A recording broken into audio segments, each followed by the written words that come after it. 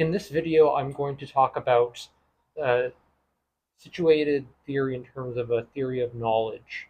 And I'm going to talk about situated theory in relation to the situated self and how the situated self can know anything, can also extract knowns from information and ultimately learns from knowns, information, and components that come into alignment through the self.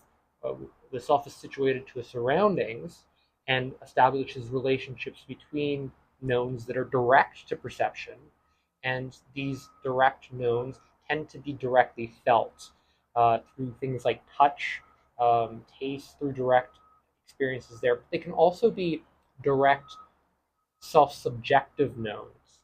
So, for example, if I feel pleasant or I feel good, that is something I can know that's occurring not necessarily directly in my surroundings, but more internal based, and that is a known. Um, but it's a self-subjective known, so it's limited. It's not necessarily known by another person; it's known by me, and it can be expressed or self-expressed. It can be it's a process, primarily based on a process, and it can have various forms of embodiment which connect us to emotions. So that's where direct feelings can become part of our emotions or behaviors. But it's important to also establish self-regulation in terms of our emotions and our behavior responses and our self-expressions and various forms of expressions and embodiments too. So in terms of situated knowns, situated information, situated components, they tend to deal with our direct perceptions of even thoughts that are occurring internally to our experience. This is direct to us, right? So if I think something or something pops up in my head, that's actually occurring, and there's knowledge to that. But it doesn't necessarily mean that the contents of that knowledge or the subject of that knowledge is true, or that you know the subject of the knowledge. Just that you know that that experience is occurring, or that perception, you're having that perception. Knowns can also pertain to, and they tend to directly pertain to uh, our surroundings. So if I see something, I hear something, taste something, smell something, these are directly experienced, directly felt in some sense. Um, and it's through these direct perceptions that we can establish knowns. But uh, we have partial access to the information there. The information is apparent, has aspects of apparent, but there's also a whole bunch of information that isn't apparent.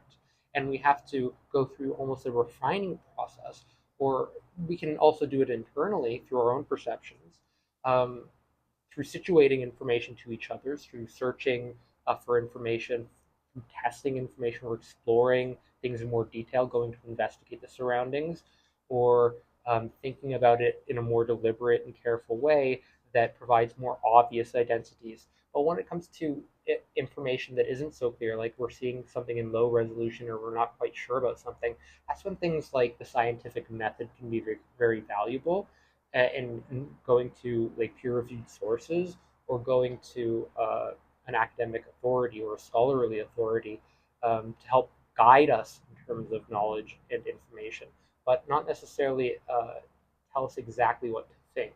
Those are different things, um, and that's important to separate. You don't want to to be necessarily told what to believe or think or to perceive, because that would be contradictory even to your own well-being, and it's not necessarily good for us. So anyway, going back to situated knowledge, information, and components, this has to do directly with the self, the situated self, in relation to knowns, information, and components. And components are perceived aspects, and they relate directly to a meaning process. A meaning process is larger and broader than an information process, and we extrapolate information from a larger, broad component process. And we tend to appreciate a lot of the most beautiful aspects of life tend to be through these direct uh, perceptions of components in the environment and surroundings, where we don't necessarily see the information at first, but we can come to see that information. And oftentimes, though, I would say that, at least I know for myself, that a lot of the beauty does come from perceiving both the components and the information together, and then establishing your own interpretations through your direct knowns that occur both inside the self and outside in relation to the outside. And we can learning begins through this association between the situated knowns, information, and components.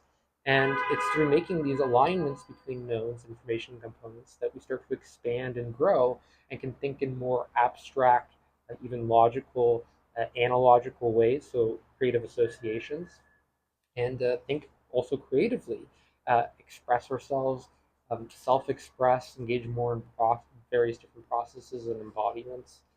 Expressions can be, they're not necessarily always conscious or perceptual, they can be also automatic.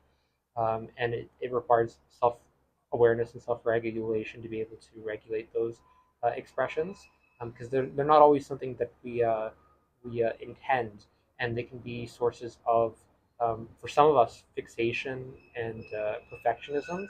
So it's important to also be able to create space and recognize these situated knowns, information, and components to develop healthy relations within ourselves and in our surroundings, and which can free us up to learning in more of a broader context and nourish us in our psychological well-being, and that ultimately supports psychological sustainability through these experiences of direct knowns, direct information, and direct engagement with these components in our surroundings, and direct perceptions of these components that can be very transformative. And that's pretty much all I wanted to say about that.